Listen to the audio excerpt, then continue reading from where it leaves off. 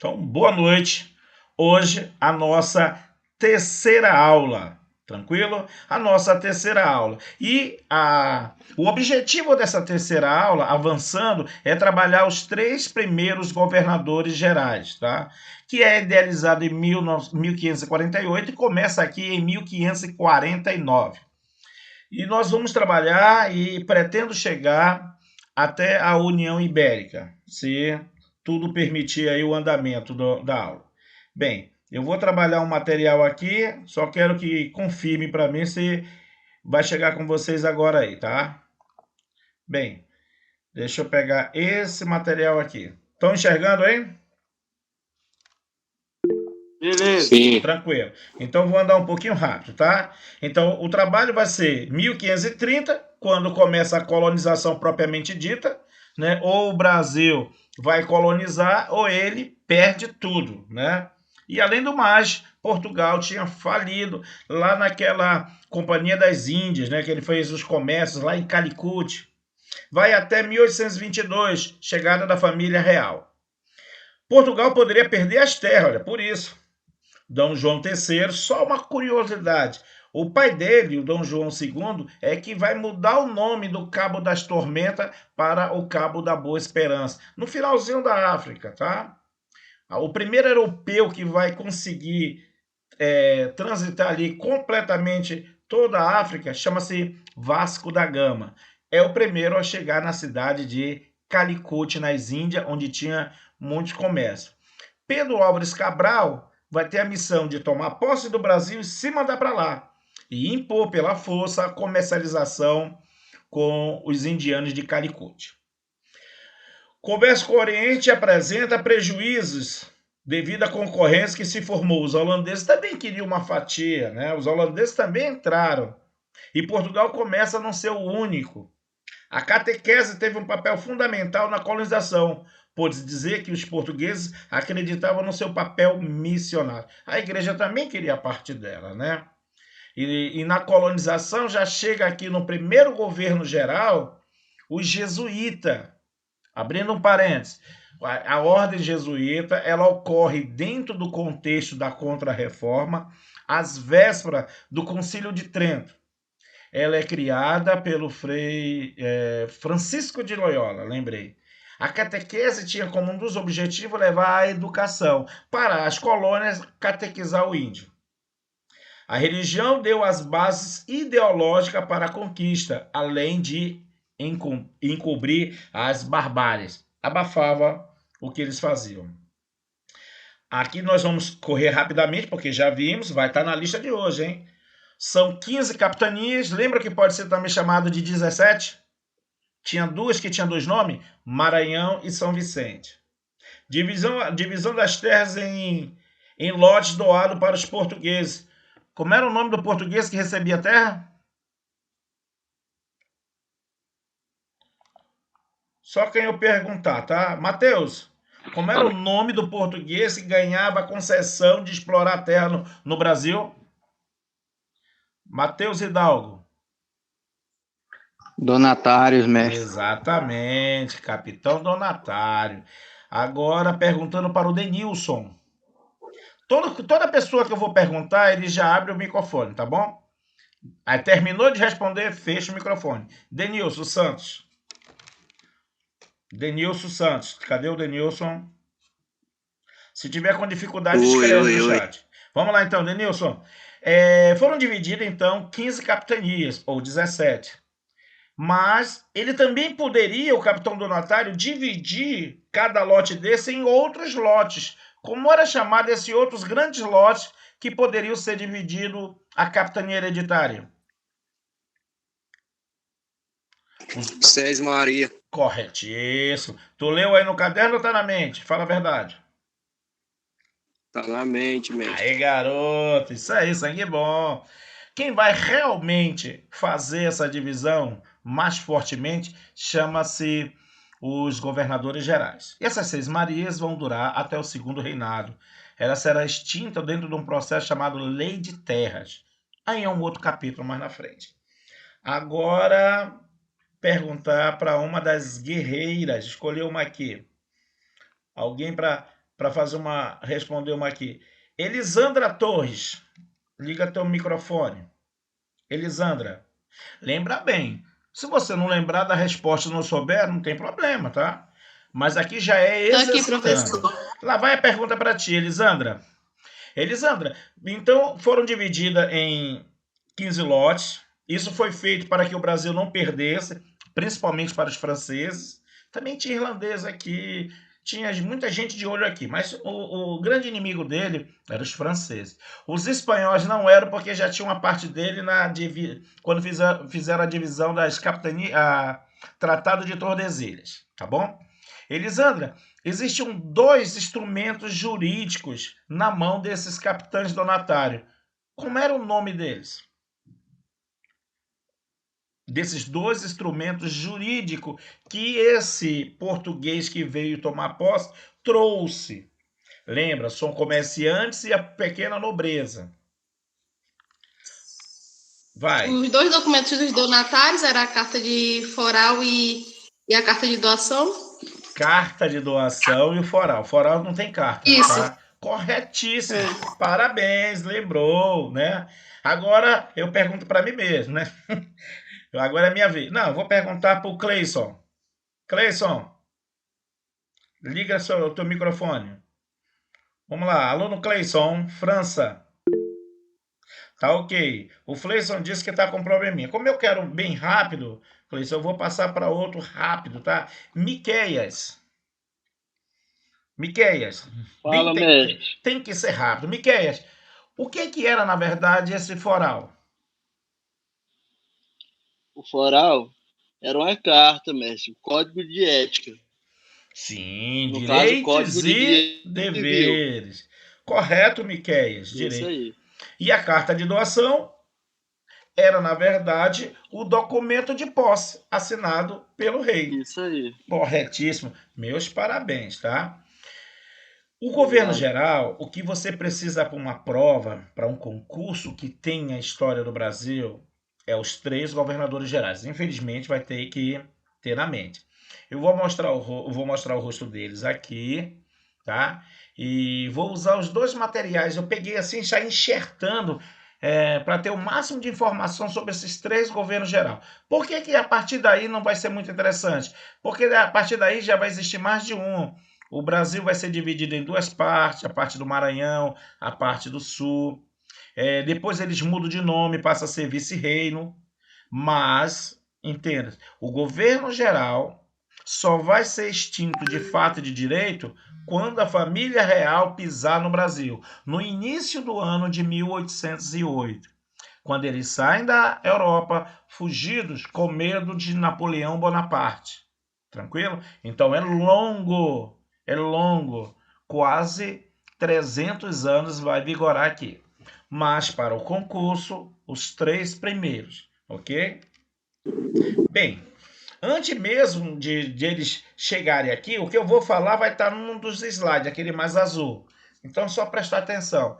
Vai ser criado um organograma, tá? Imaginem aqui, olha minha mão, um quadrado, puxa uma linha, mais 3 quadrados. Esse é o organograma. Ora, por que o rei de Portugal vai mandar para cá agora uma estrutura administrativa? Porque tinha falido as capitanias hereditárias. Porque tinha falido. Lembra quando eu disse para vocês que eles estavam totalmente desprotegidos? Se eles precisassem de uma ajuda militar contra os piratas ou contra os índios, não tinham. Se eles precisassem de uma ajuda jurídica, tinha que ir para a Europa falar com o rei lá. E outra, o rei também desconfiava muito da prestação de conta do dinheiro. Não sabia se aquilo que eles mandavam de fato era verdadeiro, aquele quantitativo.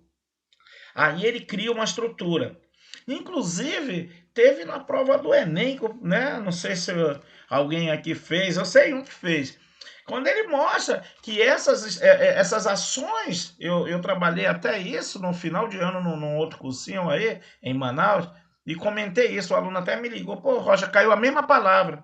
Isso foi uma maneira de mostrar ainda mais forte o absolutismo português no Brasil. O governo geral e depois ele vai criar o Conselho Ultramarino. Tá? Então ele traz uma estrutura. No primeiro quadradinho vai vir o governador geral, que mais tarde será chamado vice-reino. Na prática, o que é o governador geral? O representante do rei aqui. Então, quando o cara quiser resolver um probleminha, ele não precisa mais atravessar o oceano. Tem um representante do rei, que vai vir com funcionários, com família, com filhos. Então, vai vir toda uma estrutura, inclusive educacional. É quando vai vir os jesuítas. Os jesuítas são funcionários da coroa. Toda vez que uma questão ou eu mencionar o termo coroa ou metrópole, ele está se referindo a Portugal. Tá ok? Estou sempre de olho aqui, ver se há alguma dúvida, algum colega. Não está aparecendo o slide, mas eu não estou nem mostrando. Elisandro, eu estou sabendo que aí na Boca do Acre não houve o Enem. José Raimundo está com problema. Kélida, não está aparecendo o slide. Eu não estou mostrando o slide agora, tá, querido? Mas eu vou mostrar agora só para fazer um teste, porque eu vou precisar usar o slide logo mais, tá? Ó, dá uma olhada aí. Fala se você tá enxergando. Eu estou, professor. Então, tá legal. Olha aqui as perguntas que eu fiz. Capitão do oratório, foral, direitos e deveres. Carta de doação, a concessão da terra. Fracassou, faltou, falta de dinheiro. Conflito, falta de interesse, a distância de um governo centralizado. Por que ele quer dizer com distância? Porque tudo que ele tinha que resolver era na Europa. Quem vai resolver isso? O governo geral. As capitanias que prosperaram, já vimos várias vezes, Pernambuco e São Vicente. Clima e solo, né? Posição geográfica, paz com indígenas e a posição geográfica. Essa paz com os índios foi crucial, inclusive, para a invasão dos holandeses. São Vicente, entenda isso aqui, São Paulo hoje, tá? Sucesso inicial, mas depois da concorrência, passou um período de crise, tal. Depois eu vou falar, porque ele vai falar dos bandeirantes, tá bom? É aqui que vai nascer os bandeirantes. Mais tarde eu comento isso aí. Mas tem uma coisa que eu não falei, eu vou perguntar por curiosidade. Ele diz que o solo é legal de Pernambuco, né, para a cana. Como é o nome, né? Isso é mais da aula do professor Luiz, né? Como é o nome desse solo propício para a cana? Alguém lembra? Isso eu não falei ainda na aula. Solo de massapé. Mas vai aparecer aqui no slide mais tarde, tá bom? Solo de massapé. Para o café chama-se terra roxa. Então ele tinha muito bom isso aí, tem até hoje, né? Eu visitei Pernambuco, fiquei assim maravilhado de ver tanta cana de açúcar até na beira do asfalto. Voltando para o slide. Bem, agora a gente vai seguindo um tiquinho mais. Tá aí. Administração colonial. Por que o rei fez isso? Centralizar melhor, olhar melhor, exato, essa terra. Esse é o ano que ele idealizou. Alguém está com o microfone ligado? Já, ok? Alguém queria perguntar alguma coisa? Não, né? Então deixa eu voltar para lá. Eu voltei aqui que eu achei que tivesse algum problema. Mais tarde ele vai criar um outro mecanismo, tá? Que chama-se o Conselho Ultramarino. Quer dizer, um conselho além do mar, que vai administrar todos esses governos gerais do Brasil, da África, da Ásia. Então lembra assim, 1948, mas no Brasil, de fato, ele chega aqui o primeiro em 49. Em provas é comum você ver os dois números, 48 e 49. Não esquenta com isso. É que nem a capitania hereditária. 34 idealizou, mas só 30, mas só começa 34. Olha o que eu falei para vocês. Vai até a chegada da família real. Por que ela deixa de existir? Porque não precisa ter um representante do rei aqui. O rei já está morando aqui. É por isso que para e deixa de existir o governo geral. Lembra que ele, ao longo desses 3 séculos, ele vai mudar de nome, vai ser chamado também de vice-rei. Vai ter 2, vai ter 4, vai dividir o Brasil. Para o concurso, você tem que saber os 3 primeiros. Finalidade, combater os abusos dos donatários. Porque o cara aqui deitava e rolava, né? Ele achava que ele era o dono mesmo. Aí os caras deram uma freada nele. Impedir a pirataria. Por quê? Porque a maioria dos capitães donatários não tinham como combater os piratas, principalmente franceses. Pacificar os índios, para que eles possam desenvolver aqui uma colonização de fato. Então tentam ser amigos de algumas tribos. Incentivar a economia colonial. Vamos botar para frente.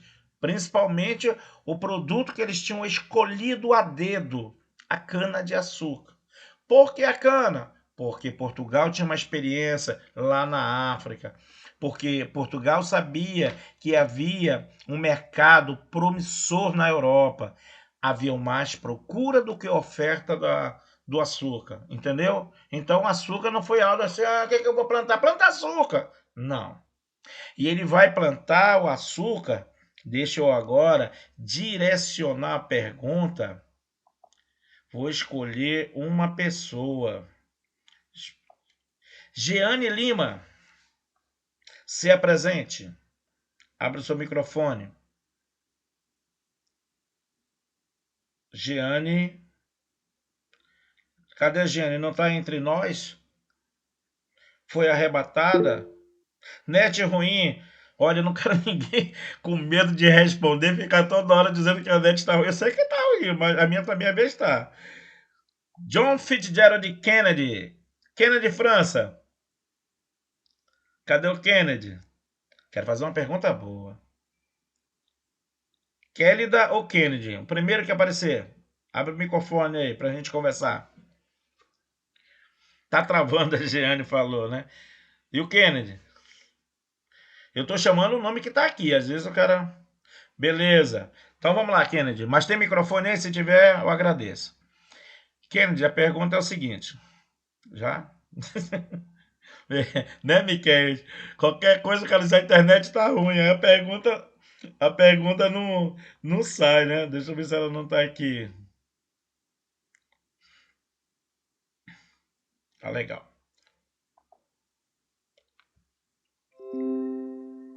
Kennedy, eu falei agora há pouco que o governo geral ele vai até 1808, com a chegada da família real. O que foi que motivou a família real vir para o Brasil? Que eu perguntei agorinha. Eu falei agorinha. Eu mudei a pergunta, hein? Fiz uma mais fácil.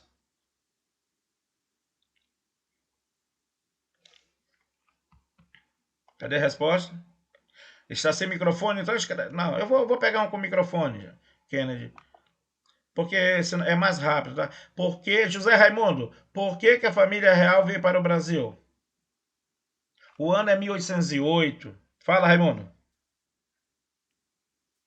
1808, professor. Se não me engano, foi o fim do pacto colonial, né? 1808. Não, então, eu tô dizendo que motivou eles virem morar no Brasil. A família real vir para cá. Rapaz, eu não sei não, professor. Mas você já ouviu falar isso alguma vez? Eu já, mas no momento eu não me lembro não. Mas faz mais de ano que tu ouviu isso?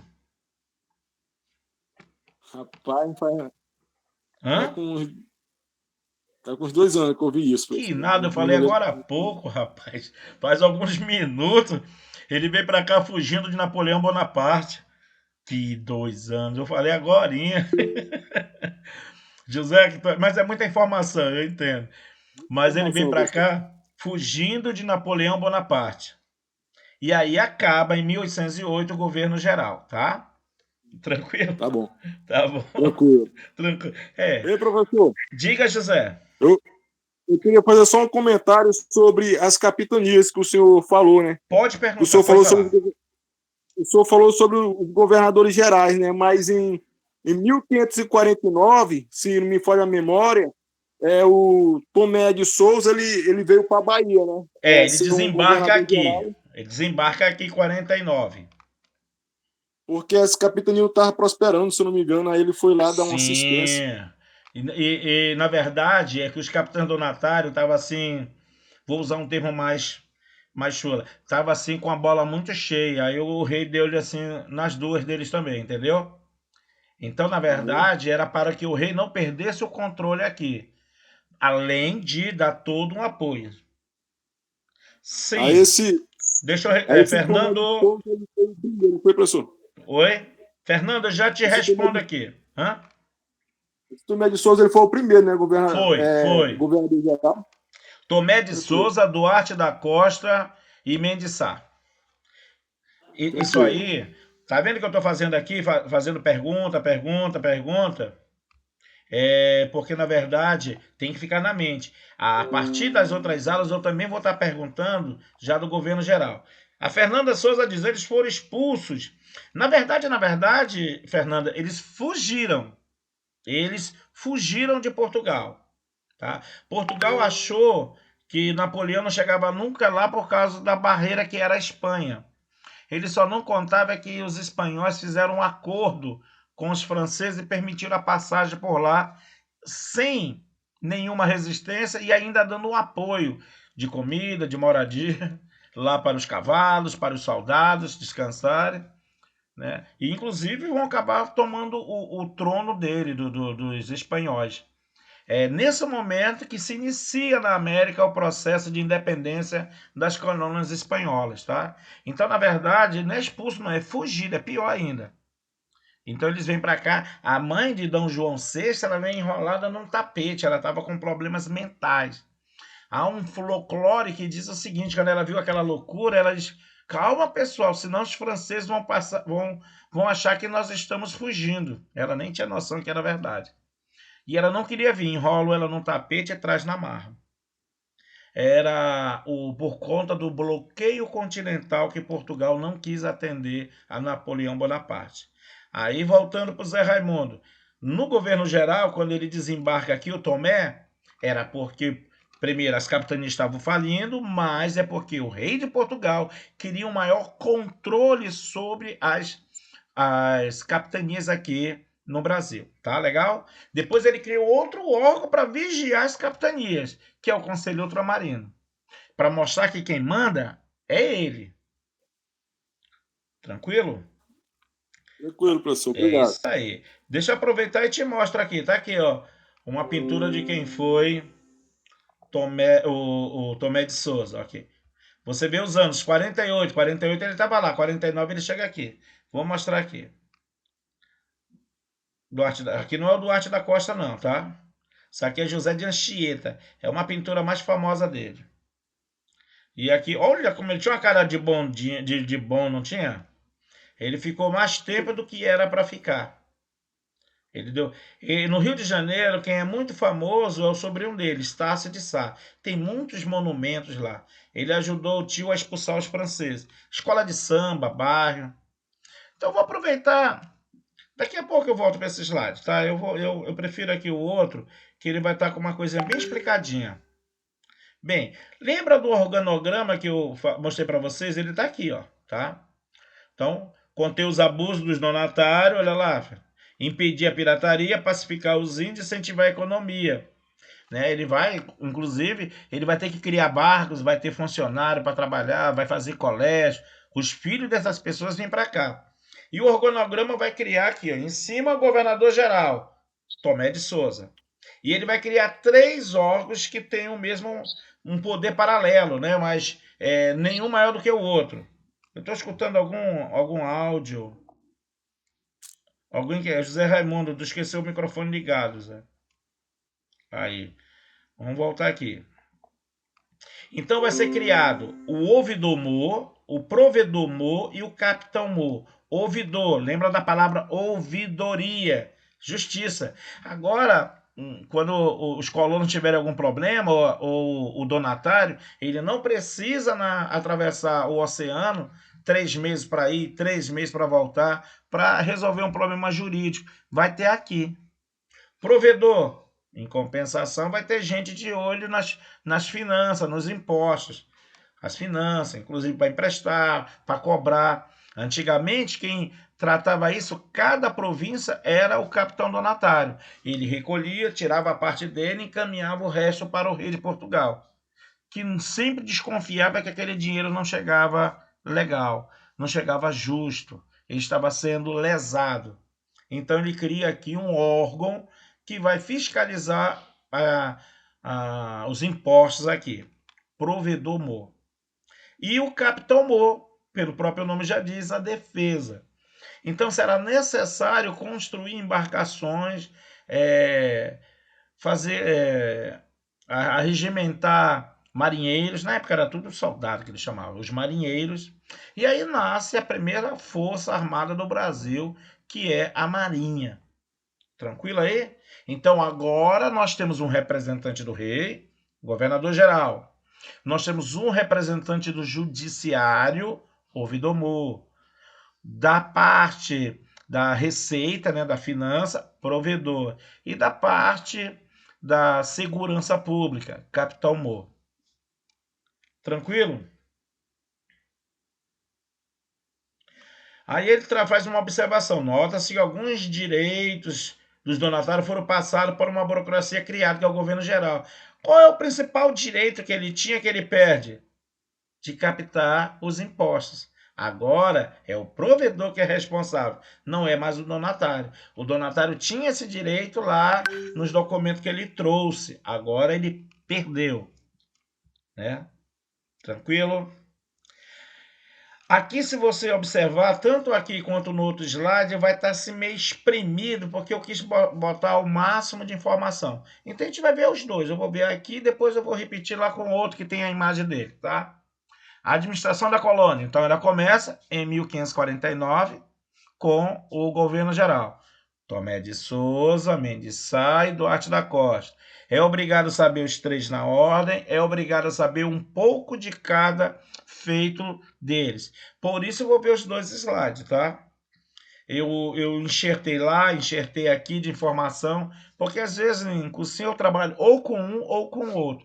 Mas para vocês que o carinho é maior, eu estou mostrando os dois, tá? Porque nós estamos nessa luta para fazer de você um campeão, para que uma dessas vagas seja sua. Depender de nós, professores. Distribuição das Seis Marias. Agora ele vai dividir. Aqueles lotes que estavam quase abandonados, eles vão dividir. Agora, olha aqui uma informação importante. Fundou a primeira cidade que tornar-se-á a primeira capital, tá? Salvador. Como é o nome do colega que está fazendo história, hein? Eu esqueci o nome agora. Quem é o colega que está fazendo a faculdade de história? Tá aí não. Tô me ouvindo? Não lembro agora o nome rapidamente. Quem foi? Quem era o colega que ia dar aula passada? É o Jackson, não, né? Não me lembro. Bem, a pergunta é o seguinte, eu não falei, tá? Uma curiosidade. É importante saber. Mas como eu não falei, eu disse que a primeira capital vai estar ali em Salvador. Mas vocês sabem quem é que vai articular a transferência de Salvador para o Rio de Janeiro? Não é o rei, mas é o cara que estava ali do lado do rei, né? O rei tinha muita confiança nele. Foi o cara que vai dar a canetada, um administrador, para transferir a capital da Bahia para o Rio de Janeiro. Alguém tem ideia de quem ele seja? Qualquer um que souber. Se não souber, põe aí no chat. Poxa, eu não tenho a menor ideia, Rocha. Eu não sei, eu não lembro. Participem aí, para não ficarem com sono. Alguém tem ideia? Responde aí no chat. Elisandra, nunca ouviu falar? Dom José. Que Dom José, Denilson?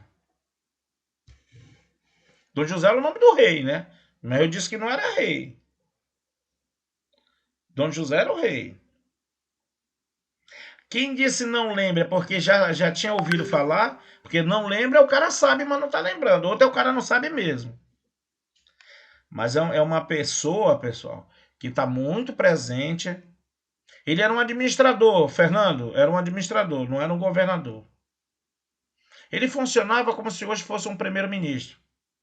Marquês de Pombal, tá? Marquês de Pombal. É uma pessoa, teve no governo por 27 anos, mas fez transformações tremendas no Brasil, tá? Ele vai sanar todo o cofre de Lisboa. quando ele vai administrar lá, está falido praticamente Portugal. Ele vem da Inglaterra, bebeu na fonte de John Locke, um iluminista. É tremendo. Da região norte, né, quando você vai estudar a parte da Amazônia, não tem como não estudar Marquês de Pombal. Ele vai fazer grandes mudanças com relação ao índio e à administração portuguesa. Através de, inclusive, ele cria-se um documento, tipo uma constituição, uma carta de como reger os índios, chama-se Diretório Pombaíno. O Marquês de Pombal era um cara além do seu tempo, tá? Ele era, para você ter uma ideia, ele expulsa o jesuíta de todas as possessões portuguesas, sejam elas na Europa, entenda-se Portugal, na África e no Brasil. Né? Foi banido os jesuítas. Na primeira oportunidade, eles também se vingam, né? Quando Dom José morre, assume Maria Louca e eles se vingam. Eles vão chegar com a rainha e dizer que o problema que ela tinha um problema mental. Ela vai dizer que a doença dela é causada porque o Pombal tinha mexido nos filhos de Deus, os jesuítas. E aí ele perde todo, ainda vai responder processo. Já caiu em concurso, chama-se a viradeira. Esse momento em que os jesuítas voltam e Marquês de Pombal, mas mais na frente nós vamos ver como ele faz mudanças tremendas. Na administração dele, o índio era proibido falar outra língua, tinha que falar português. Os jesuítas criaram uma língua chamada Iengatu, língua criada por eles, para poder melhor administrar os índios, e os colonos não sabiam essa língua. Ele proíbe. A casa em aldeia foi proibida, tem que ser linha reta e cada família em uma casa. E o índio foi tratado como branco. Se precisasse para a guerra, tinha que ir. Mas Pombal era um cara que estava além do seu tempo. Vocês lembram do pacto colonial que tinha? Que era proibido fazer indústria? Ele já queria que abrisse indústria aqui, que a cana voltasse a ativar. Ele ia desenvolver aqui. A Inglaterra não estava feliz. Mas, pois é, mais tarde nós vamos ver. Não tem. Toda vez que você estudar a história do Brasil, região norte para concurso, é inevitável você parar em Marquês de Pombal. Voltando para cá, para o nosso slide. Então, nós temos aqui, fundou a primeira cidade, que tornou-se depois a primeira capital. Início das atividades jesuítas. Então, guarda, os jesuítas chegam no Brasil com o primeiro governador-geral. Isso é informação para prova. Claro, vai ser criado o primeiro colégio jesuíta. Então, lembra, ele vem para cá, não é à toa, só para catequizar índio, não. Ele vem também para trazer o ensino para os filhos desses administradores, tá? E, é claro, evangelizar os índios. Eles recebem para isso. Lembra que eu disse que os jesuítas são empregados, funcionários, né? Eles recebem da coroa. Introdução do gado. O gado que vem para cá não é basicamente o gado de corte, tá? Que eles chamam. Por um bom tempo, mais de um século, a maior parte do gado aqui é para tração animal. Era como se fosse o trator, para carregar a cana, moer a cana, né? Porque eles no moinho, eles que movimentavam as engrenagens. Era o trator, era o caminhão, era a carreta, era o trem. Rocha, mas não comia? Sim, mas não era base, não é como hoje. Quase que 100% do gado aqui é para corte.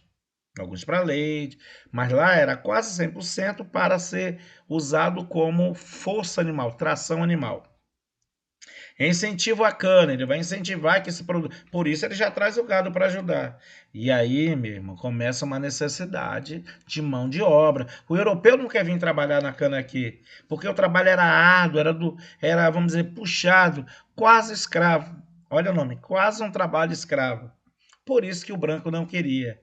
Né? Eles vão começar a trazer a mão de obra africana. Chega aqui o Padre Manuel da Nóbrega. Tá? Padre Manuel da Nóbrega. Vou dar um giro total e depois eu volto no outro. Tá? Bem, então nós temos agora Duarte da Costa. Foi um desastre. Duarte da Costa, para concurso, primeira coisa que tu tem que lembrar foi a invasão francesa. Os franceses vão invadir o Brasil 3 vezes, mas para concurso tem que guardar 2, tá? Porque são 2 para colonizar. A terceira é só para saquear, tá? Olha que os franceses vão invadir o Brasil já com o intuito de criar uma colônia dele, uma feitoria deles aqui. Então, o primeiro lugar que ele vai invadir é no Rio de Janeiro, que não estava colonizado. O Rio de Janeiro estava abandonado. Ele negocia com os índios, que eram os tupinambás, e começa a comercializar com eles ali. Quando os portugueses abrem os olhos, já tem francês ali morando. Né? É como se o cara entrasse no teu sítio, quando tu passou um tempo sem ir lá, quando tu olha, o cara já está com uma casinha, fez um fogo, uma roça, tu isso é meu. E aí os vizinhos do lado ele já fez amizade para ficar, assim eram os franceses. Os franceses vão invadir então em 2 lugares, primeiramente no Rio, depois no Maranhão. Eles vão criar aqui a Nova França e é importante saber os nomes, tá? Embaixo, olha, Rio e Maranhão. Então, para ficar mais fácil para a prova, aqui embaixo e lá em cima. No Rio, será chamado a França Antártica. É só tu lembrar da parte da Antártica, que é no sul, tá? Eu, na minha época de estudante, eu lembrava da cerveja, né? Antártica. Hoje é chamado de original. A parte norte é chamado França Equinocial. Vai ser São Luís, né? Inclusive em homenagem ao rei francês, que era Luís, São Luís. Das capitais antigas do Brasil, foi a única que não foi construída e colonizada pelos portugueses. São Luís no Maranhão. Vão ficar 3 anos lá e vão criar uma cidade inteira. Então, bora repetir? Os franceses vão invadir o Brasil 2 vezes. Na primeira, será no segundo governador-geral. Eles vão criar a França Antártica. Depois vão ser expulsos, vão embora. Ele não vai direto para o Maranhão, não, tá? Depois volta e invade de novo o Maranhão. Lá vão ficar 3 anos e vão construir a cidade de São Luís. Tanto no Rio quanto no Maranhão, eles terão apoio de índios. Tanto no Rio quanto no Maranhão, terá índio também contrário do lado dos portugueses. Os portugueses e franceses vão brigar com o apoio de índios. Vai aparecer aqui uma coisa que até então o Brasil não tinha visto, tá? A Confederação dos Tamoios. É uma confederação de índios tupinambás que vai do que é hoje a Baía da Guanabara até o Arraial do Cabo, né? Principalmente numa cidade entre Búzios e o Arraial do Cabo, que é Cabo Frio. Eles estavam por ali. Lá no meu canal eu fiz inclusive um vídeo de um sítio arqueológico chamado Sambaqui, é o que é o resto de Ostra, é um cemitério indígena de índios tupinambás, que dominava aquele litoral do Brasil. O que vai acontecer no segundo governo geral, né? Os portugueses vão mandar que os jesuítas conversassem com os índios da Confederação, tentar trazer para o lado português, e os índios, mas vocês invadiram nossas tribos, queimavam, escravizavam. Não vamos fazer mais isso. Tu jura? Eu juro. Tu jura? Aí eles ficam do lado dos portugueses. 1 ano depois, os portugueses vão sacanear com ele.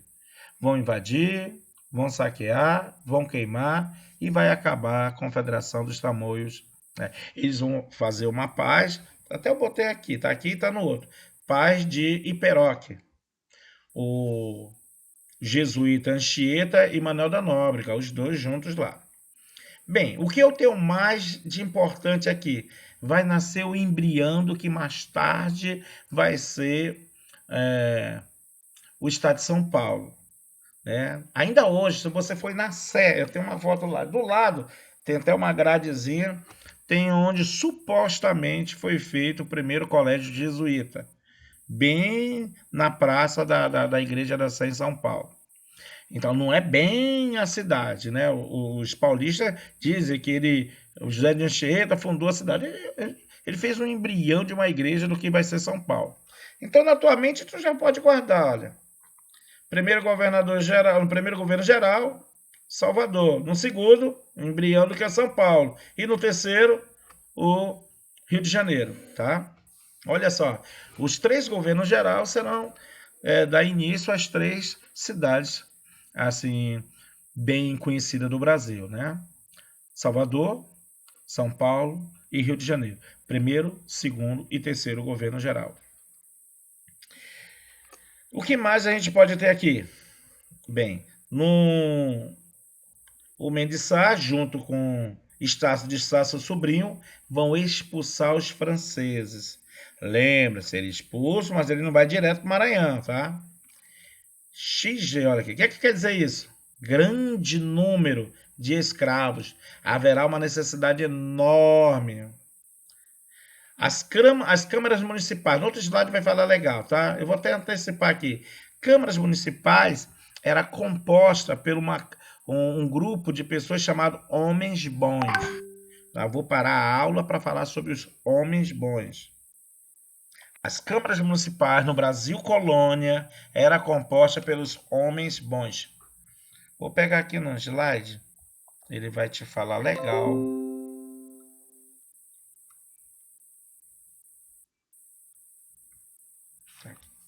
Aqui, de novo, homens bons.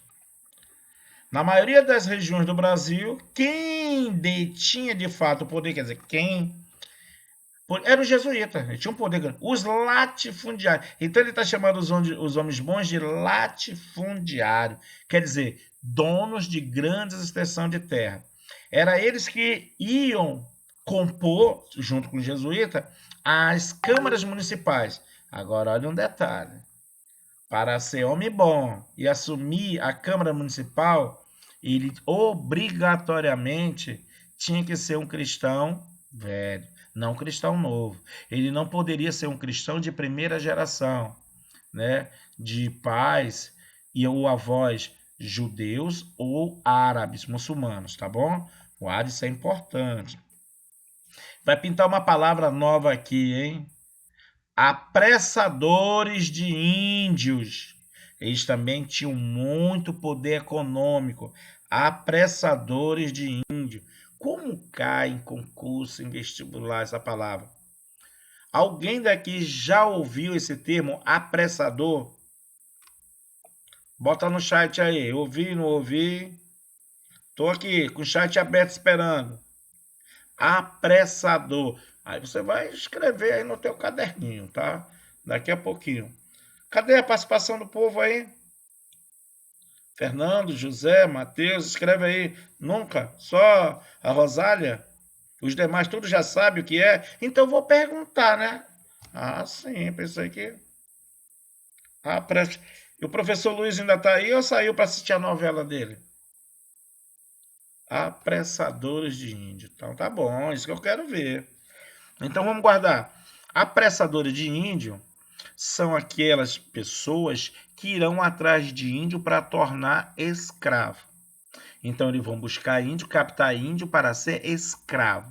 Então o índio de apressamento é o índio capturado para ser escravo, tá? Então guarda aí. Índio de apressamento ou apressadores. Apressadores é o que vão buscar o índio para ser escravo. Índio de apressamento que foi captado para ser escravo e não catequizado. Isso cai, vocês vão ver. Essa palavra é nova do dia a dia, mas é muito comum nos concursos e nos vestibulares, tá? Nós vamos ver mais tarde os bandeirantes apressadores, que vão buscar índio para vender, principalmente nascendo lá em São Vicente, com o declínio da cana lá. Para que eles não fiquem sem grana, eles vão abrir um outro meio econômico para sobreviver. Vai ser os bandeirantes de apressamento. Os bandeirantes serão divididos em 3, tá? Eles serão de prospecção, bandeirismo de prospecção, de contrato e o bandeirismo que vai ser o de apressamento, tá? De contrato, de prospecção e o... Prospecção, alguém tem ideia? É fácil pelo nome, prospecção. Vão buscar pedras e ouro. De contrato, serão aqueles que serão contratados por fazendeiro para combater os quilombos ou mesmo grupos rivais, tá? Milicianos. E o de prospecção, o ouro, tá? Então, o bandeirante, eles tinham várias missões. Voltando para cá para o nosso. Tranquilidade, então? Deixa eu mostrar mais um pouquinho aqui para vocês. Mais um pouquinho. Olha que eu já falei várias vezes aqui, ó. Conselho Ultramarino. Ele ocorre 2 anos depois do fim da União Ibérica, tá? Esse órgão aqui, ele se reuniu uma vez por semana. Ele era para fiscalizar os governos gerais de Portugal. Quer dizer, Portugal Professor, cada vez... Oi? o senhor falou muito rápido sobre os bandeirantes. Eu tenho uma dúvida. Esses bandeirantes eram aqueles que estavam procurando ouro e estavam caçando nativos para matar ele, entendeu? Ou para fazer Aí, escravo também, tá? Tá. José, Professor, você pode prospecção. explicar de novo a questão dos Tá, bandeirantes? vamos lá. Por parte. Prospecção. É os bandeirantes que iam exclusivamente para pegar índio, para fazer escravo e vender. Na verdade, começa assim. Depois, inclusive, há um pedido do rei de Portugal que eles procurem ouro ou pedra ou prata. Isso ocorre porque os espanhóis encontraram, não sei bem se Colômbia ou Bolívar, era uma mina inca chamada Potosí, que foi considerada a maior mina de prata do mundo. O que o rei de Portugal falou? Pô, se tem lá, para os espanhóis deve ter aqui. Aí ele incentiva as entradas e as bandeiras também procurar ouro e prata. Aí é chamado de prospecção.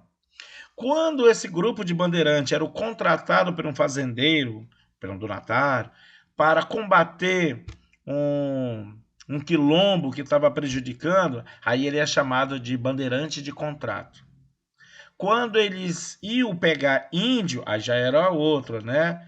Era os índios para fazer escravo. É que ele começa com os índios. Lembra que ele começa com os índios? Depois é que vem o ouro, tá? Depois é com o ouro. Com os índios serão chamados de apressamento. Bandeirante de apressamento. Tranquilo até aí? Tranquilo, professor. Tirei a dúvida agora. Tá. Mais tarde Obrigado. ele vai estar isso bonitinho aí no slide, tá bom? Tá bom. Só não esqueça isso aqui, ó.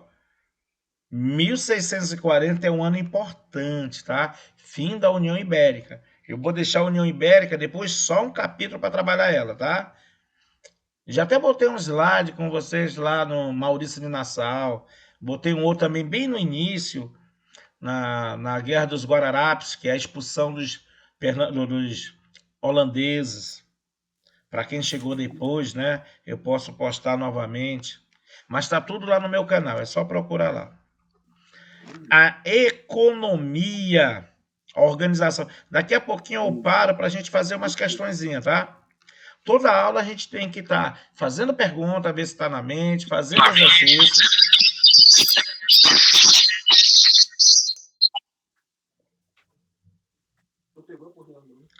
Fernanda, eu não tinha lido a tua pergunta. Fernanda Souza falou, prospecção era de perfuração de terra para encontrar. Não necessariamente, tá? Inclusive, os primeiros pedras, o primeiro ouro que eles encontraram, não foi furando, não. Foi na beira de riacho, é assim que é encontrado. Através de um processo chamado garimpo de aviamento. Com aquele, tipo um chapéu de chinês, então eles botavam as pedras e ficavam balançando, tá? Prospecção quer dizer buscar ouro, atrás de ouro e de prata. Não necessariamente fazer o buraco. Depois eles vão. Nós vamos ter esses 2 tipos de garimpo. O mais sofisticado, né? Vou ensinar alguns termos como data. Data é o local de onde ele vai garimpar. O de aviação é esse mais simples, mais artesanal. Tranquilo? Desligado aí para a gente seguir. A economia colonial, a organização se enquadra dentro da necessidade característica do mercantilismo. O que era o mercantilismo, Rocha? Sistema econômico dessa época do Brasil colônia. Como era chamada essa época? Idade moderna. Como era o sistema administrativo? Absolutismo. mercantilismo era o econômico, a era da história, a idade moderna, né? Forma de governo, o absolutismo. A ausência de autonomia de produtores e dependência externa. Ora, claro, essa era a ideia mercantilista, fazer com que as colônias não produzissem nada. Tem um nome, Pacto Colonial. Tem um nome, Pacto Colonial. Aqui não podia produzir nada. Eu dependia tudo de Portugal. O escravo poderia vir de Portugal para o Brasil? Não. Lembra que nós falamos na última aula? Como era o nome daquilo ali? Chama-se o comércio triangular. O escravo saía da África, ele ia para a Europa e ele vinha para o Brasil. Era isso que dava dinheiro. Por isso que eles preferiam mais o escravo. Dava imposto, tá? Isso está dentro do organograma mercantilista. Fazer com que a metrópole ganhe dinheiro com as colônias. Por isso que elas eram proibidas de produzir manufatura. Ela tinha que ter uma dependência. O nome técnico chama-se exclusivismo comercial. Exclusivismo comercial. Vamos seguir mais um pouquinho. O açúcar, ciclo econômico. Repara bem, o açúcar ele encerra no período da expulsão dos holandeses. Na Batalha dos Guararapes, marca, né, a expulsão dos holandeses daqui.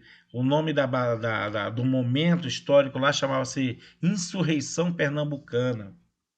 O ouro, finalzinho do 17 e quase todo o século 18. Havia atividades auxiliares como a pecuária, o tabaco, cachaça, algodão, drogas do sertão. Lembra? Drogas, produtos da floresta. Sertão, centro da floresta, tá? A pecuária, qual é a grande, vamos dizer assim, a grande herança dela? Fazer com que o Brasil cresça para dentro, para o seu interior. Porque por mais de um século o Brasil ficou só mesmo no litoral. Há um escrito da época de um padre que inclusive já esteve em questões.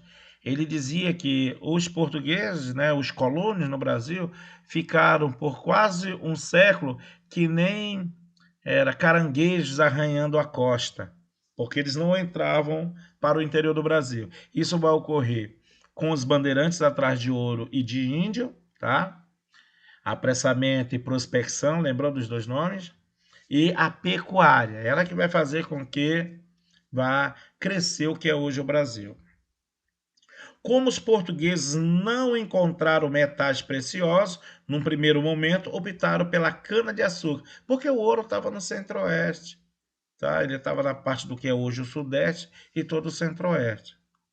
Devido às vantagens que a cana poderia ter. Por quê? Porque eles já sabiam que a cana era vantajoso. Eles sabiam que na Europa existia um mercado promissor que pagava muito bem pelo açúcar. Mas vamos só lembrar que no início do açúcar, tá, pessoal? No início do açúcar, Portugal só praticamente, né, ele disponibilizava as suas colônias para produzir, plantar a cana, colher e moer. Quem fazia todo o resto eram os holandeses. Inclusive, eles emprestaram muito dinheiro. Os holandeses não queriam saber de estar plantando, né? Ele queria cana moída, né? Ele levava para Portugal, que era obrigado, o Pacto Colonial, depois para a Holanda, e lá ele embranquecia o açúcar e fazia comercialização na Europa. Tá? Ele levava o mascaro daqui. Ele era fervido, ficava melado e ele levava. Depois ele ia embranquecer e comercializar. Também os holandeses ganharam muito dinheiro com venda de escravo. Tá? Os holandeses vão trazer alguns benefícios, né? Vai desenvolver bastante Pernambuco. Né, a liberdade religiosa, né, a tolerância religiosa. Eu estou sempre dando uma olhadinha, ver se algum colega tem alguma coisa para conversar. Mestre. Diga. Seu Luiz, olha o nosso coordenador Jefferson pediu para o senhor encerrar às 21 que aí dá tempo para o professor Will, que também criar o link e o pessoal tomar uma água e tudo mais, tá bom? Tudo bem. Eu tô bebendo água aqui, eu não parei, não. Tá legal. Tudo bem, eu vou estar atento nisso aí, tá? Então, vou prosseguir um pouquinho mais e vou já trabalhar um pouquinho a nossa lista. Deixa eu ver se eu tenho aqui. Se eu não me engano, aqui vai estar ele. Olha aqui, vamos dar uma passada aqui para a gente olhar. Essa maneira aqui, ó. Governo geral. Tá um pouquinho diferente. Tem imagem, tem tudo, né? Fundação da primeira cidade, Salvador. Eu coloquei assim para poder caber o máximo de informação, tá? Isso aqui fui eu que coloquei. No slide original não tinha. Distribuição de Sesmarias. Primeiro bispado e primeiro colégio jesuíta. Destaque para a ação do padre Manuel de Nóbrega, então entenda. O padre Manuel de Nóbrega veio para cá. Veio com o primeiro governo geral. Introdução do gado, necessitava para o trabalho. E incentivo à cana. É o tópico principal. Vou mandar os dois materiais para você. No segundo governo geral, foi onde que ele vai passar um tempo menor. Trouxe para o Brasil o padre José de Anchieta, aquele que vai fundar lá o colégio que vai dar origem a São Paulo, tá? Fundou o Colégio São Paulo, que deu origem à cidade. Os franceses estabeleceram-se no Rio de Janeiro. É interessante que nos livros eles falam, né? Invasão francesa, invasão holandesa. No Portugal eles não falam invasão, mas foram invasão sim. Antártica. Como é o nome, então, da outra invasão deles lá em Pernambuco, no Maranhão? Como é o nome da invasão deles no Maranhão? Elisandra, tu lembra? Miqueias, tu lembra? Professor Luiz, avisa para esse povo logo que eu não quero perder tempo. Como era o nome? É lá pertinho do Luiz. Que ele chamou aquela parte lá do Maranhão. A França lá. França equinocial. França Antártica, Rio de Janeiro. Só lembrar da Antártica. França equinocial, São Luís do Maranhão. Por que São Luís? Em homenagem ao rei menino, recém chegado ao trono, o rei Luís. O rei Luís, olha aí, Luís, tu é rei, cara. Seguir mais um pouco aqui. Confederação dos Tamoios. O que era a Confederação dos Tamoios? A reunião, né? Agrupamento desse chefe de índios tupinambás para resolver o problema dele, né? Desses invasores, dos portugueses. Repara só como o negócio era evoluído, né? Os índios se organizando para resistir ao invasor. Em primeiro momento, eles ficam do lado dos franceses, é mais vantajoso. Depois, eles são convencidos pelos jesuítas para ficar do lado dos portugueses, que eles eram desconfiados. Serão traídos. E aí, quem vem resolver o problema dos franceses, já que Tomé de Souza não resolveu, Mendes Sá, né, que já tem cara, inclusive, de bandeirante. Tem cara de mal. Com apoio de Nóbrega e Anchieta, vence a Confederação dos Tamoios. Numa briga lá, numa briga cá, ele senta e faz a chamada Paz de Iperox. Isso aqui é o nome de uma cidade ainda hoje, São Paulo. Na divisa de São Paulo com o Rio. Em 1563. Rocha, obrigado, sabia a data? Não. Contou também com o apoio de seu sobrinho, Estácio de Sá. Ainda hoje, como eu disse, ele é muito venerado no Rio de Janeiro. Expulsa os franceses que foram para o Maranhão. Não vai direto, cuidado. Eles vão primeiro para a Europa, se organizam e voltam. E lá vão criar a França equinocial. E fundam a segunda cidade no Brasil, São Sebastião do Rio de Janeiro. Para quem não sabe, além do São Jorge, que é muito venerado, São Sebastião é um santo muito venerado, é o patrono lá da Guanabara, do Rio de Janeiro. São Sebastião. E aí nós temos uma divisão, né, que é o quarto governo geral, e aí repara bem que aí o Brasil já está dividido, já parece ser 2 governadores, e depois eu comento isso aí.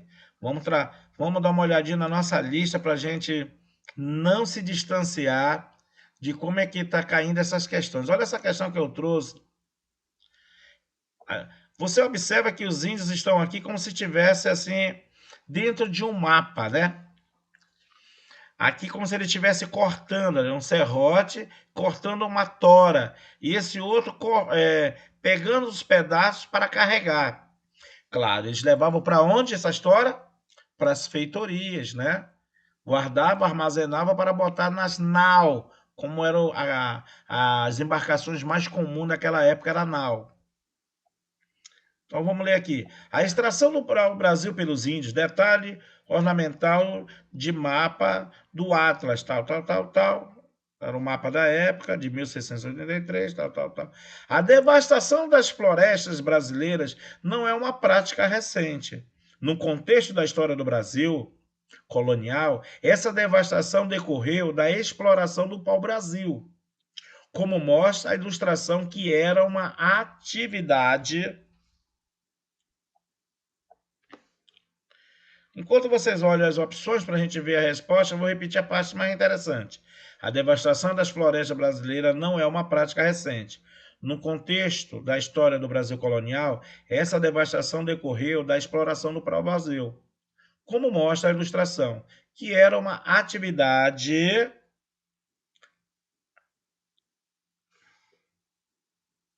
tem que ser uma leitura dinâmica, hein? Então, primeiro aí que chuta, pelo menos 2 ou 3. Chuta não, né? Responde consciente. Se tiver errado, mas era o que tu pensou.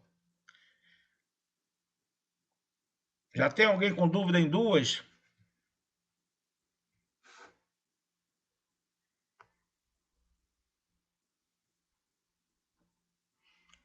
Já tem alguém com dúvida em 2?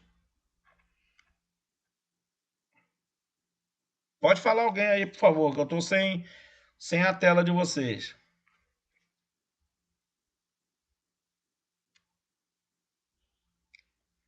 Posso tirar a tela daqui?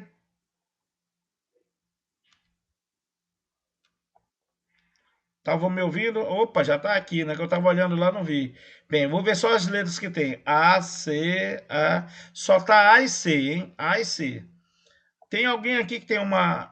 Opa, Matheus, a letra D. A, C e D. Nós temos, então, 3 letras na briga. A, C e D.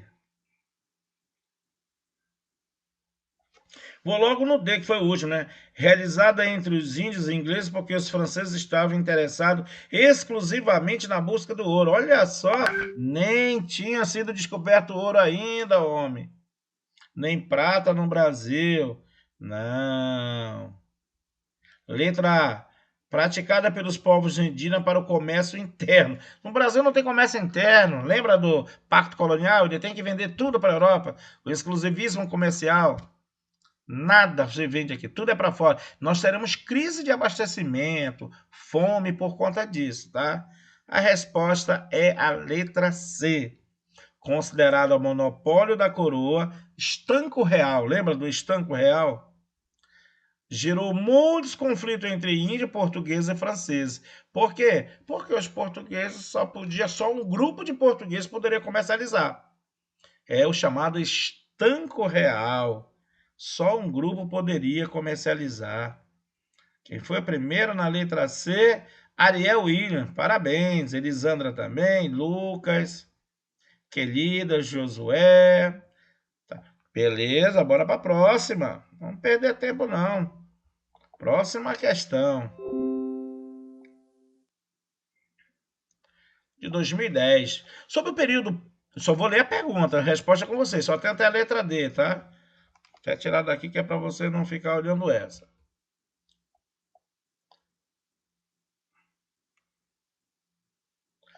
Tá. Sobre o período pré-colonial, é correto afirmar que... Essa é difícil, hein? Só tem até a letra D. Sobre o período pré-colonial, é correto afirmar que um grupo de mercadores portugueses, a extração do pau-brasil, a administração do governo geral do Oeste da Costa, a produção. Enquanto a turma vai lendo aí, não esquece, tá? Eu esqueci da questão 8. Peça para eu comentar uma questão que você acha que não está certa. Eu só comentei 3 lá, né? Mesmo você acertando, se você está dúvida numa opção, peça o comentário.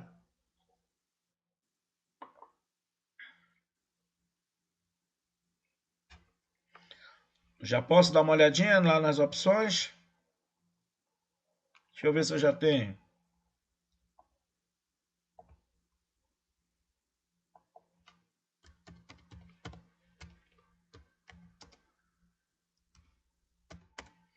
Só para a gente diferenciar, tá? Elisandra, essa tua resposta já é da questão 8, não é? Fala para mim aí, Elisandra. Abre o microfone aí ou no chat. Essa tua resposta é da 8, não é? Dessa nova questão?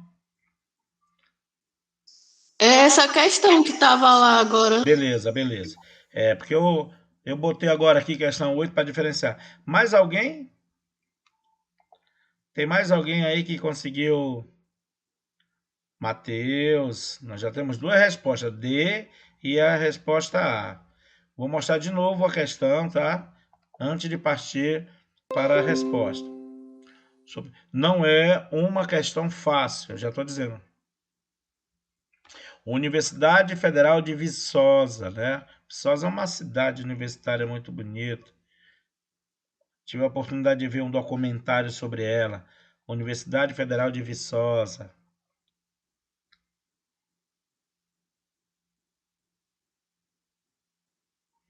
Beleza, agora vamos lá. Trouxe aqui para vocês olharem mais um pouco, né? Então vamos lá. Elisandra Rony está ganhando a letra D. Então nós temos D, A e B. Opa, C também. Pronto. Todas as respostas foram marcadas, né? Nós temos gente que marcou a letra A, o Matheus. A letra D foi a campeã, tá? Letra D foi a campeã. Tem mais letra D. Então vamos lá, não vamos perder tempo não. Eu vou comentar essa letra D, então, já que ela é campeã. A produção de cana-de-açúcar em Pernambuco e São Vicente, certo. Assim como o algodão no Maranhão, permitiu a expansão da presença portuguesa além dos limites impostos pelo Tratado de Tordesilhas. Quem vai fazer isso mais tarde é a busca por droga do sertão, é o gado, é a mineração. O açúcar, que nem caranguejo, só arranhando as costas. Lembra que eu usei esse termo agora? O açúcar é no litoral. A letra D foi embora. O segundo mais votado foi C ou B. Mas vamos lá na C, na ordem, subindo. A administração do governo geral Duarte da Costa, segundo, né? Embrião de Portugal, de São Paulo, invasão francesa, Confederação dos Tamoios, tudo era a segunda. A administração do governo Duarte da Costa permitiu a utilização da mão de obra indígena na instauração de feitorias que mais tarde possibilitaram a implementação de engenho de açúcar. Isso é antes do governo geral. Isso é antes do governo geral. Tá? Antes, já tinha açúcar lá no Maranhão, em São Vicente. Não. B. A extração pau-brasil era destinada à exportação dessa madeira para a construção de fortes, edifícios administrativos portugueses nas possessões ultramarinas em Goa e Nagasaki. Nagasaki, Japão, tá? Não. Ela era principalmente para a tinta, tá? A madeira era usada também em embarcações. Resposta é a letra A. Então vamos lá falar sobre esse cara. Esse é o nome original, que no português chamaram de Fernão de Noronha diferente. Esse é o Noronha original. Pessoal, é esse cidadão que deu origem àquele nome, àquela ilha que pertence a Pernambuco. Tá? Fernando de Noronha. Fernando de Noronha. Esse é o Fernão de Noronha. Na verdade, aquilo ali, aquela ilha que ele nunca pisou lá, foi dado de presente do rei para ele. E olha que ele era cristão novo, hein? Mas nós estamos falando de 1503, 1506, né? ele ganha a concessão. Tu lembra do estanco real? Tu lembra dos monopólios? É o grupo chefiado por ele que vai ganhar o direito da exploração do pau-brasil aqui. E isso dá muito problema, mas isso é que sustenta essa nova maneira de governar o mundo no Estado moderno, o absolutismo, a burguesia ganhando concessões, monopólios, e isso chamava-se estanco real. Então, curiosidade, Fernão de Noronha, que vai ser Fernando de Noronha, ganha aquela ilha como a primeira capitania, que ela nem entra depois naquela divisão em 1530. Mesmo que também ele já morreu, o rei já morreu, né? É o filho dele que está governando, mas ele ganha e nunca pisa lá. Em homenagem a ele, é o nome da ilha, hoje pertencente a Pernambuco. Eu já vi pelo menos em 3 e 4 concursos isso aqui. Cruel, porque é uma coisa difícil de lembrar, tá? Deixa eu olhar no chat se tem alguma pergunta. Alguma dúvida sobre a explicação da questão? Não, Kélida, não conseguiu por problemas técnicos ou foi o tempo? Professor, Hã? eu tenho uma pergunta, não era apenas os cristãos velhos que poderiam receber as Sim, foi terras? por isso que eu ressaltei. Eles vão trazer essas condições muito tempo depois. Mais de 30 anos depois de Fernando Magalhães, tá? É porque ele tinha muita grana, cara. Ele tinha condições de fazer isso aí. Por isso que deram. Quando vai dividir para colonizar o Brasil, que isso é muito tempo depois, 30 anos depois, para ser mais preciso, vai começar aqui, né? Rigorosamente 31, inclusive. Depois dele, só vai estar chegando aqui em 1534 os capitães donatários. Em 1530 começa a dividir. Já morreu ele e o rei. Aí eles trazem toda essa condição, tá? Mas naquela época, o Brasil não tinha nem noção do tamanho, da dimensão, entendeu? Então ele presenteou um cara lá que estava bancando uma boa grana para o rei. Foi um presente, um agrado. Assim como uma boa parte do que da região norte, que é o Amazonas, foi dado para não me lembro se sobrinho ou primo do Marquês de Pombal, que é Meli Povas. Ele nunca pisou aqui também. Ganhou quase tudo daqui, quase tudo que é o Amazonas, ele ganhou de presente do rei. Olha como é que eram as coisas antigamente, né? Nunca nem pisou aqui. E o Fernando Magalhães também, Fernando de Noronha, perdão, ele nunca pisou na ilha que ele ganhou, tá? Bem, questão 10. Aqui só para diferenciar, tá? A resposta. Questão 10. Mas, se tu lembrar, eu até ressaltei, cristão novo, justamente para suscitar a conversa aí. Vamos lá, então. Questão 10. Vamos ver o que ela diz. Deixa eu ver se tem letra E. Tem não. Quem tiver com dificuldade, eu vou ler. Qual das alternativas abaixo apresenta um dos principais motivos da coroa portuguesa optar pela colonização do Brasil a partir de 1530? Vimos isso hoje, hein? Vimos isso hoje. Qual das alternativas abaixo apresenta um dos principais motivos da coroa portuguesa optar pela colonização do Brasil a partir de 1530? Eu vou olhar o primeiro que marcar e depois o primeiro que marcou certo. Coroa portuguesa obtinha ampliava o comércio, o rei de Portugal. Não está difícil não, né? Com a aula de hoje, isso aqui já... Aqui o Fernando o Fernando de Noronha já tinha morrido fazia tempo. O rei também. O rei lá era Dom João II. Aqui já é Dom João III. Já tem uma outra mentalidade. Já posso olhar nas opções? Um minutinho. Vamos lá olhar. Eita caramba, já tem um monte. Kennedy foi o primeiro, não sei se está certo, tá? Mas vamos lá. Rony foi o primeiro a mudar a letra. A partir do Rony tudo é D. Rony, Professor, Fernando. Oi. Fala, eu acho que José. essa daí ia ser porque colonizar é povoar, entendeu? Então, se eles queriam povoar a terra, eles queriam proteger a sua terra. Então, por isso que eu acho que é a letra C. Corretíssimo. Resposta letra C. Olha, eles não tinham nenhuma pretensão de transferir a corte para cá. Isso só vai ocorrer em 1808. Opa, olha só que ano tem aqui. Quase 300 anos depois. E nunca na história da humanidade europeia isso existiu. Nem antes e nem depois. Nunca uma metrópole se transferiu para uma província, para uma colônia. Então ele não tinha nenhuma pretensão. Ora, transferir da Europa para cá, não digo nem em 1808, hein? Né? 1808 era uma loucura, faço ideia, 1530.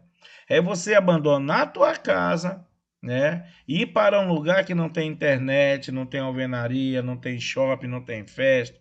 Tu imagina, é um regresso, né? Não tem luz elétrica, não tem água encanada. É o cara que vai morar no interior do interior, lá no Seringal, entendeu? Ele quer sair da casa dele, do centro da cidade, com cinema, festa, shopping, para morar no interior de um seringal, para você entender melhor? Não, né? Então, claro, o cara da Europa não quer vir para cá, não. Resposta, então, letra C. Quem foi o primeiro mesmo, hein? Bem rapidinho.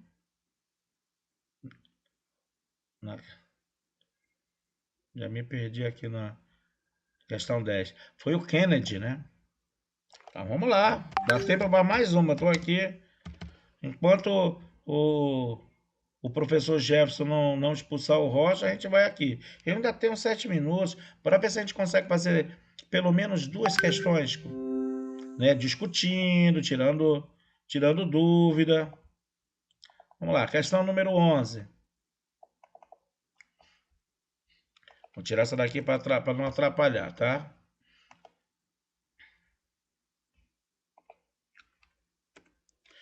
Vamos lá. No período pré-colonial, os portugueses fundaram feitorias no litoral brasileiro. O que eram e para que serviam essas feitorias? Foi falado muito. Nas 3 aulas. Quem chegou depois, hein? A aula está no canal, está no Drive, tá? Eu hoje já até passei para uma pessoa aí, um colega que me pediu no privado. Passei todas as aulas, inclusive aquela videoaula sobre período pré-colonial. Tem isso lá naquela minha videoaula. No período pré-colonial, viu quem está falando aqui é o professor, né? O professor disse que já está botando, o professor viu que já está colocando lá no grupo o linkzinho, tá? Daqui a uns 6 minutos. No período pré-colonial, os portugueses fundaram as feitorias. Professor, Oi, não fala a resposta agora. Deixa eu olhar lá. Que quando eu estou com essa tela, eu não estou vendo a resposta de vocês. Não responde agora, hein?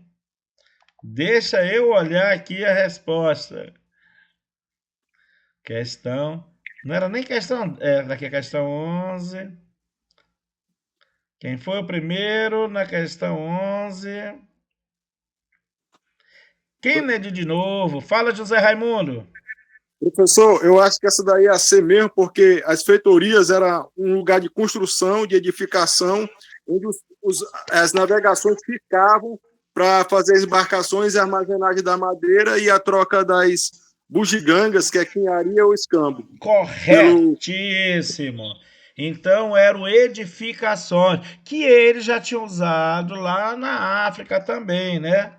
De novo, primeiro foi o Kennedy. Cadê o Kennedy, França?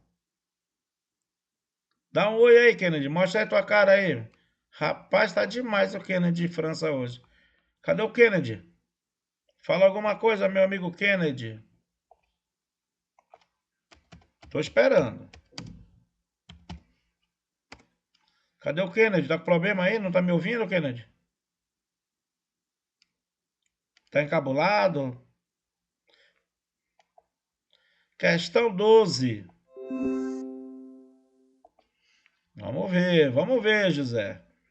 Questão 12, vou tirar isso aqui para não atrapalhar.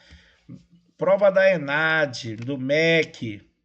Referindo-se às primeiras décadas que seguiram a chegada da frota de Cabral à costa americana, Capistrano de Abreu considerou que, isso aqui é um escritor, um poeta, tá?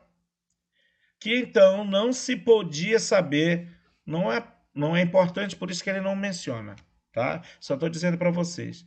Considerou que, então, não se podia saber se o Brasil seria Mir ou Perot. Depois eu dou o significado das duas, tá? Francês ou português. Esses são termos usados pelos tupinambás, tá? Perot também, para quem quiser saber, é o nome de uma cidadezinha do Cabo Frio, tá? Também tem uma praia bonita, Perot.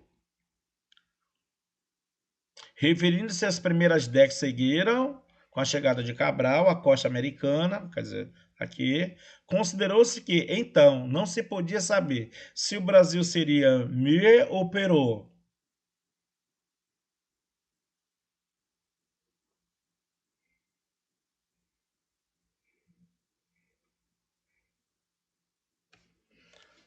Será que eu já posso virar para saber lá?